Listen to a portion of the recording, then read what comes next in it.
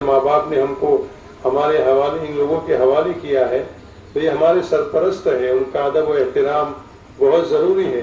ان کے یہاں کے جو قاعدے قانون ہے، جو ضوابط ہے، جو اصول ہے، ان کو ہمیں فالو کرنا ہے، اس کا پابند رہ کر ہمیں اس مدرسے کی چار دیواری کے اندر رہنا ہے۔ تو انشاءاللہ اس کے ذریعے سے ہمیں وہ علم و ادب حاصل ہوگا، ہم کچھ لے کر جائیں گے۔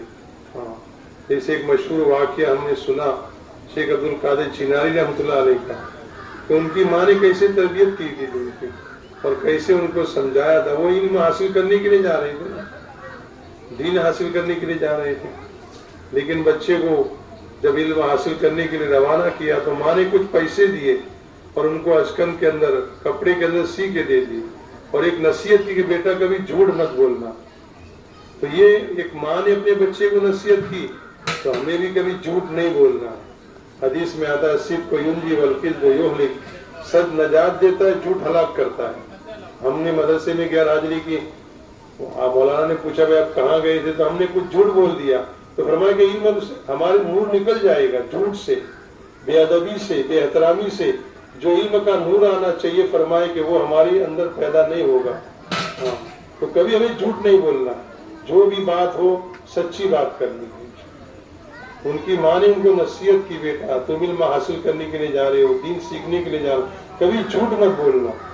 اس وقت سواریاں نہیں تھی، جماعت اور قافلے کی شکل میں لوگ جاتے تھے، کیونکہ راستے کے اندر لوگ ہوتے تھے ایسے لوگ جو قافلے کو لوٹ لیتے تھے۔ تو ایک قافلہ بھی جا رہا تھا اور ڈاکوں نے اس قافلے پر حملہ کیا تو اس میں بہت سے لوگ پکڑے گئے۔ تو یہ چھوٹے سے بچے تھے، علم حاصل کرنے کے لیے بغداد جا رہے تھے، تو ان کو بھی پکڑ لیا ڈاکوں نے۔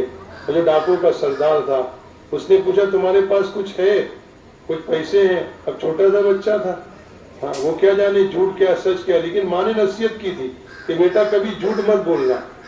تو اس ڈاکو کے سامنے اس نے کہا کہ ہاں میرے پاس پیسے ہیں اور مجھے یہاں سی کر دیے، یہاں پر ہے۔ تو ڈاکو کو بڑا تعجب ہوا، چھوٹا سا بچہ، اور یہ بول رہا ہے کہ تم کو ایسی کس نے تعلیم دی، کس نے سکھایا؟ کہا میری ماں نے کہا تھا کہ کبھی جھوٹ مت بولنا۔ تو ایک بچے کے صحیح بولنے کی وجہ سے، سچ بولنے کی وجہ سے اللہ نے تمام ڈاکوں کو ہدایت دی، اللہ نے سب کو ہدایت دے دی۔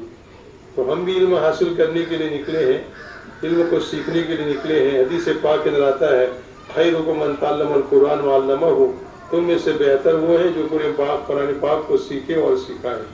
اور بڑی فضیلت ہے کہ جب ہم اللہ کے راستے میں نکلتے ہیں دین کو سیکھنے کے لیے، مدرسے کے اندر آتے ہیں، تو جیسے ملک کا کوئی بڑا آدمی ہوتا ہے تو اس کے لیے وہ لال کارپیٹ بچھایا جاتا ہے، اس کے لیے قالین بچھایا جاتا ہے، بھئی یہ ملک کا مہمان بن کے آیا ہے۔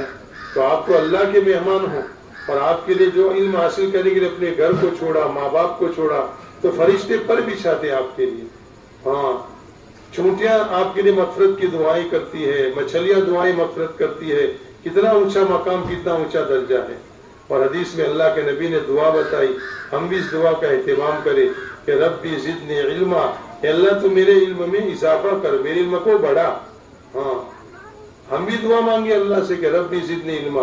اور ایک حدیث سے اللہ کے نبی نے فرمایا اللہم انی اسألک علم نافع، اللہ میں ایسا علم جو مجھے نفع دینے والا ہو۔ ورنہ اگر علم ہے، آدمی عالم ہے، دین سیکھ رہا ہے، لیکن زندگی کے اندر جھوٹ ہے، دین بھی سیکھ رہا ہے اور بے وفائی بھی ہے، دین بھی سیکھ رہا ہے، امانت میں خیانت بھی ہے، دین بھی سیکھ رہا ہے، فرمائے کہ وہ ماں باپ کا ادب احترام نہیں کرتا،